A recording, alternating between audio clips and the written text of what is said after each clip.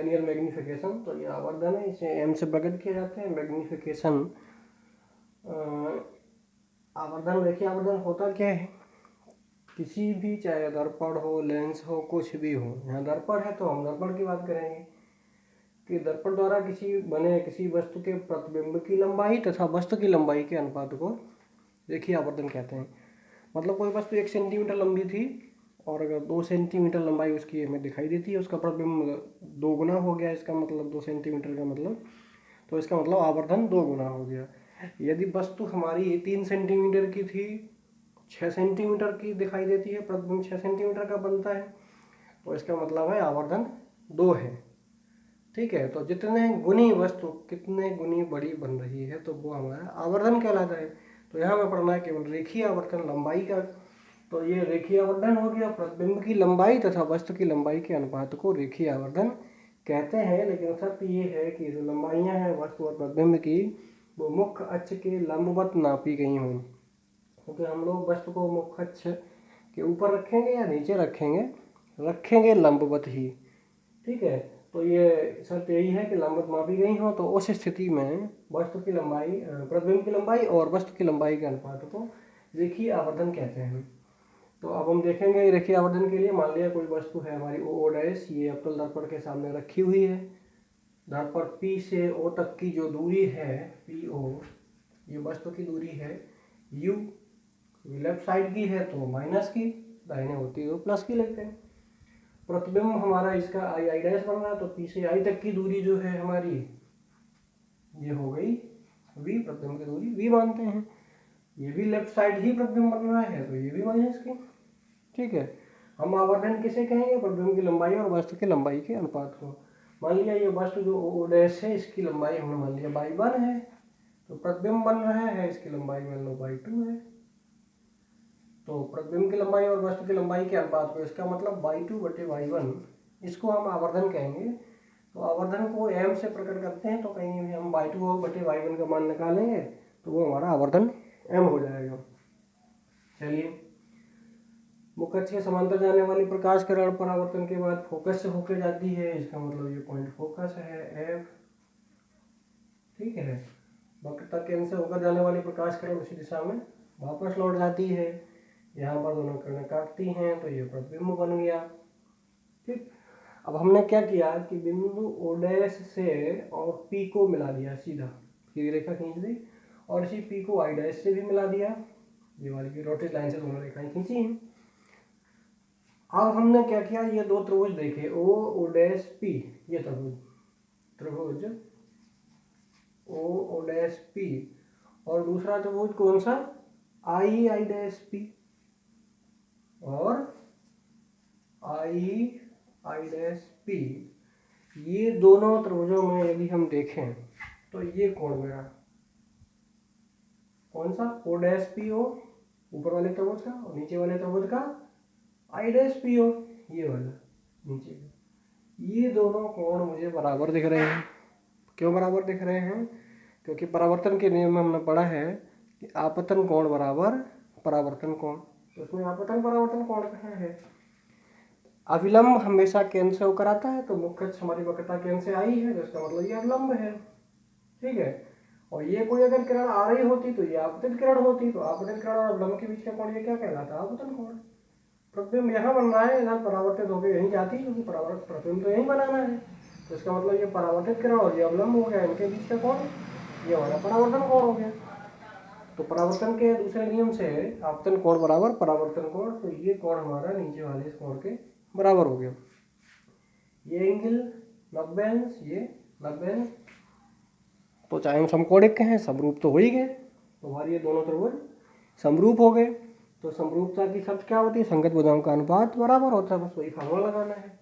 तो इसमें इस थीटा वाले ये जो भी कोण माना है आपने, इसके जस्ट सामने का O डैश है, इसमें I डैश है, तो पहले हम छोटे वाले का ले लेते हैं, I डैश, I डैश इस एंगल के सामने और इतने वाले एंगल के सामने इसका कितना है, O डैश, I डैश बटे O डैश इक्वल टू, अब ये तो 90 है, तो कर्ण लेकर के दूसरी भुजा आधार को ले लें, तो इसके जस्ट सामने इसकी कितनी हो गई, IP FPI, पी आई बटे, और इसकी हो गई ये पी ओ बड़ी वाली, इस कोण के जस्ट सामने ये रेखा, तो बटे पी ओ।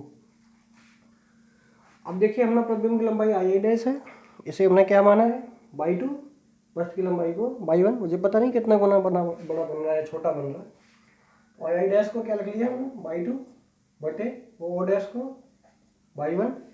ठीक है, ध्यान देने की बात यह है कि हमें सारे मान चिन्हों सहित रखने हैं।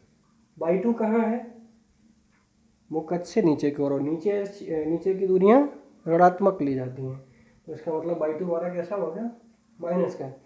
बाई वन किधर है, ये ऊपर है, मुकट के ऊपर की धनात्मक होती हैं, तो बाई टू प्लस का ही रहेगा बाई वन। ठीक है, इक्वल टू अगली बात पी आई, पी से लेकर के आई तक की दूरी ये प्रतिबिंब की दूरी है, और प्रतिबिंब की दूरी वी लेफ्ट की वजह से माइनस, तो minus V. P O, P से लेकर के ओ तक की ये दूरी, ये भी लेफ्ट की है तो माइनस की, ये है दूरी क्या यू, वस्तु की दूरी है, वस्तु की दूरी यू ली जाती है, तो माइनस का यू। प्रतिबिंब की दूरी वी और वस्तु की दूरी यू, कहाँ से ध्रुव से, तो वी बटे यू हो गया मेरा। अब चिन्हों को देखते हैं, ये माइनस माइनस दोनों ही हैं, तो माइनस माइनस कट जाएगा, माइनस का बाई टू है, इसे हम उधर ले जाएं, तो बाई टू बटे बाई वन, ये माइनस चिन्ह केवल उधर ले जाएंगे, तो ये हमारा हो जाएगा माइनस चिन्ह उधर चला गया, ये तो माइनस माइनस प्लस ही हो गया, तो ये वाला माइनस प्लस पड़ गया, तो माइनस का V upon U. By two बटे बाई वन ये क्या है, अरे बाई टू बटे बाई वन यही तो आवर्धन है, इसका मतलब हमने आवर्धन निकाल लिया, तो मेरा आ गया आवर्धन एम इक्वल टू, चाहे हम बाई टू बटे बाई वन कहें, प्रतिबिंब की लंबाई बटे वस्तु की लंबाई, चाहे वी बटे यू, इसका मतलब प्रतिबिंब की दूरी बटे वस्तु की दूरी, ये हमारा सूत्र आ गया। अच्छा, इसमें माइनस चिन्ह के साथ आया है, अब ये माइनस चिन्ह क्यों आया ये आपको समझना पड़ेगा, क्योंकि ये माइनस चिन्ह कहाँ से आया, ये माइनस चिन्ह ये तो कटा ही गया था इधर का, भाई यू भी लेफ्ट साइड थे दोनों माइनस माइनस के, तो कट ही गया था, तो ये बाई टू वाला आया, बाई टू का मतलब ये प्रतिबिंब वाला, ये प्रतिबिंब नीचे था, नीचे का मतलब उल्टा था, इसका मतलब है यदि आवर्धन में मुझे माइनस चिन्ह दिखाई देता है तो हम कहेंगे प्रतिबिंब उल्टा बन रहा है। यदि मुझे इस आवर्धन के सूत्र में प्लस का चिन्ह दिखता है या कोई चिन्ह नहीं दिखता प्लस का है, तो वो हमारा प्रतिबिंब सीधा बन रहा है, तो हम इस चिन्ह को देखकर भी बता सकते हैं कि प्रतिबिंब उल्टा है या सीधा है। ऋण चिन्ह यह प्रदर्शित करता है, प्रकट करता है कि प्रतिबिंब वस्तु से उल्टा बन रहा है। तो ये हो गया हमारा अवतल दर्पण के लिए। उत्तल दर्पण के लिए निकालेंगे तो बिल्कुल इसी तरह उत्तल दर्पण के लिए निकल आएगा, यू और भी दोनों दाहिने साइड होंगी। ठीक है, ये आपको पता ही है कि उसमें प्रतिबिंब सीधा बनता है, ऊपर की ओर बनता है, तो सीधी सी बात है कि ये तो दोनों प्लस प्लस के होंगे, लेकिन यहाँ बाई टू भी उसका प्लस का होगा। ठीक है, तो ये सारी चीज़ें हमारी प्लस की हो जाएंगी, तो इसका मतलब है उसका v बटे यू आएगा सूत्र m बराबर v बटे यू, उसमें चिन्ह माइनस का नहीं आएगा क्योंकि उसमें प्रतिबिंब सीधा बनेगा। तो अब हमने समझ लिया कि यहाँ से मुझे ये पता चल गया है कि ये चिन्ह से मुझे प्रतिबिंब के उल्टे और सीधे का ज्ञान होगा, और प्रतिबिंब की लंबाई में वस्तु का लंबाई का भाग दें, चाहे प्रतिबिंब की दूरी में वस्तु की दूरी का भाग दें, हमारा आवर्धन निकल आएगा। तो ये मेरे आवर्धन के लिए सूत्र हो गया। अगली बात जो है हम देखते हैं कि दर्पणों की पहचान कैसे करेंगे, उत्तल दर्पण और अवतल दर्पण की पहचान के लिए दो तरीका होता है, एक उसको छू के स्पर्श करके और एक दूर से ही देख के।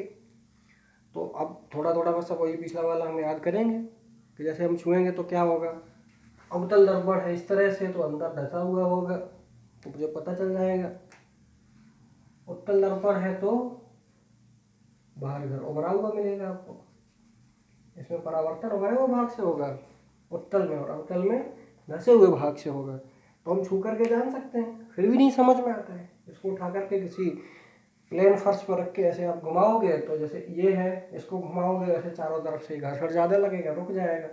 इसे घुमाओगे ऐसा रख करके, ये इससे नीचे जाएगा तो सिर्फ एक पॉइंट टच करेगा तो आसानी से घूम जाएगा, मुझे पता चल जाएगा ये उत्तल है ये अवतल है। अथवा हम धसे और उभरे हुए भाग को यदि देख कर पहचान सकते हैं, छू कर जान सकते हैं ऐसे, तब भी पता चल जाएगा। और बिना छुए देख कर कैसे जानेंगे कौन सा दर्पण हमारा उत्तल है कौन सा अवतल है, उसके लिए क्या करेंगे, जैसे इसमें आपको पता करना होगा प्रतिबिंब कैसे बन रहा था जब हम अनंत पर थे, और जैसे जैसे पास आए तो प्रतिबिंब बढ़ता चला गया था।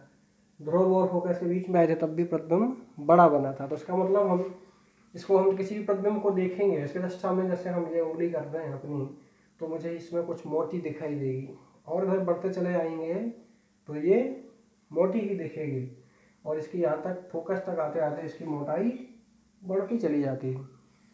और फिर फोकस तक जैसे ही हम आ जाएंगे वैसे ही अनंत पर प्रतिबिंब चला जाएगा, मुझे दिखेगा नहीं है, कहते हैं हम इसका देखना बंद हो जाएगा। और इसके ऐसे इधर जैसे ही आगे बढ़ेंगे वैसे ही उल्टा प्रतिबिंब बनता है, वैसे मेरी उल्टी इसमें उल्टी उंगली और मोटी इस तरह से दिखने लगेगी। और यहाँ तक आते आते इसका तो क्या होगा, जब हम इस पॉइंट पर आएंगे तो बराबर जैसी होगी उतनी, क्योंकि प्रतिबिंब की लंबाई वस्तु की लंबाई यहाँ पर बराबर हो जाएगी, लेकिन दिखेगा उल्टा ही। और आगे बढ़ते चले जाएंगे तब भी इसमें किसी भी दशा में हमारी उंगली उल्टी नहीं हो सकती, छोटी दिखेगी हमेशा। कोई भी वस्तु देखेंगे इसमें छोटी दिखेगी और कभी भी उल्टी नहीं दिखेगी। तो कभी भी उल्टी नहीं दिखती है, छोटी दिखती है तो उत्तल दर्पण है, कभी उल्टी भी दिखती है, बड़ी भी दिखती है, छोटी भी दिखती है इसमें, तो अवतल दर्पण है। तो ये पहचान हम दो तरह से कर सकते हैं, देख करके और छू करके। अगली बात है इन दर्पणों के उपयोग भी। उपयोग क्या है, जैसे हम उत्तल दर्पण का उपयोग देखते हैं, सॉरी अवतल का। जैसे अवतल दर्पण का मेरा उपयोग क्या है, यदि हम बहुत बड़ी फोकस दूरी का बड़ा सा दर्पण बनाएं तो उसमें जब हम किसी भी चीज़ को फोकस से कम दूरी पर रखेंगे तो वो सीधा दिखता है और बड़ा दिखता है, इतना तो पता ही है मुझे, वो हमने पीछे पढ़ा था। तो उसमें क्या होगा कि हम बड़ी फोकस दूरी का अगर अवतल दर्पण लें तो उससे हम अपने चेहरे को देखेंगे तो बड़ा दिखेगा, तो हम दाढ़ी आराम से बना सकते हैं, चेहरा बड़ा दिखेगा। और भी कई चीज़ें हम सही से देख सकते हैं। तो इस तरह से शेप बनाने में ये इस तरह से काम आ जाते हैं। एक चीज़ और पता है कि जब इस पर समांतर प्रकाश पड़ेगा तो वो उसके फोकस पर इकट्ठा हो जाएगा। तो यदि मुझे कहीं थोड़े जगह में लाइट की आवश्यकता है, जैसे किसी डॉक्टर को कान के अंदर देखना है, तो यदि समतल प्रकाश को इस दर्पण पर डाले तो ये फोकस पर इकट्ठा कर देगा। तो ऐसी फोकस दूरी का हो जितनी दूरी पर कान का अंदर पर्दा है, तो इस तरह से हम यदि लगा लेंगे इसको और इस पर लाइट डालेंगे तो पूरी की पूरी लाइट थोड़ी जगह में इकट्ठी हो जाएगी, काफ़ी चमकीली हो जाएगी। तो अंदर कुछ भी कान के अंदर होगा तो वो दिखेगा। कान के, नाक के, इस तरह से आँख के अंदर की चीज़ें देखने के लिए डॉक्टर इनका प्रयोग करते हैं। तो इस चीज़ में ये काम आ जाता है। अगली बात, यदि हमें सीधी लाइट को ज़्यादा दूर तक ले जाना है, आमतौर पर हम लाइट जलाते हैं तो चारों तरफ फैलती है, जैसे गाड़ियों की हेडलाइट है आगे की, मुझे ज़्यादा दूर तक ले जानी है, तो उसके लिए क्या करेंगे कि इस तरह का दर्पण लगा होगा और इसकी फोकस पर बल्ब लगा होगा। तो बल्ब जब जलेगा तो उससे जाकर के टकराने, फोकस से जाने वाली प्रकाश किरणें यहाँ पर जैसे फोकस है जाकर के समांतर हो जाएंगे, तो बिल्कुल समांतर प्रकाश सीधा चला जाएगा, ज़्यादा दूर तक जाएगा, ज़्यादा दूर का ड्राइवर को दिखेगा। तो उन हेडलाइटों में भी इनका प्रयोग किया जाता है अवतल दर्पण का। उत्तल दर्पण का देखते हैं। उत्तल दर्पण में कोई भी वस्तु हमेशा छोटी दिखती है, ज़्यादा जगह का प्रकाश थोड़ी जगह में बन जाता है, तो हमेशा प्रतिबिंब चमकीला दिखेगा, स्पष्ट दिखेगा, छोटा दिखेगा, सीधा दिखेगा। तो इसका उपयोग, जो मेन उपयोग है, जैसे आपने देखा जो हमारा ड्राइवर है कोई भी गाड़ी चलाता है तो एक पीछे देखने का शीशा लगा होता है उसके पास, मोटरसाइकिलों में भी लगा होता है, फोर व्हीलर में भी लगा होता है। तो पीछे देखने में हम इस दर्पण का उपयोग करते हैं, उत्तल दर्पण का। इस उत्तल दर्पण का उपयोग इसलिए करते हैं हम ताकि कितनी भी दूर की वस्तु होगी इसमें प्रतिबिंब तो फोकस पर ही बन जाएगा, नज़दीक फोकस बन जाएगा, तो ड्राइवर को ज़्यादा दूर का देखने के लिए ज़्यादा लगाना पड़ेगा।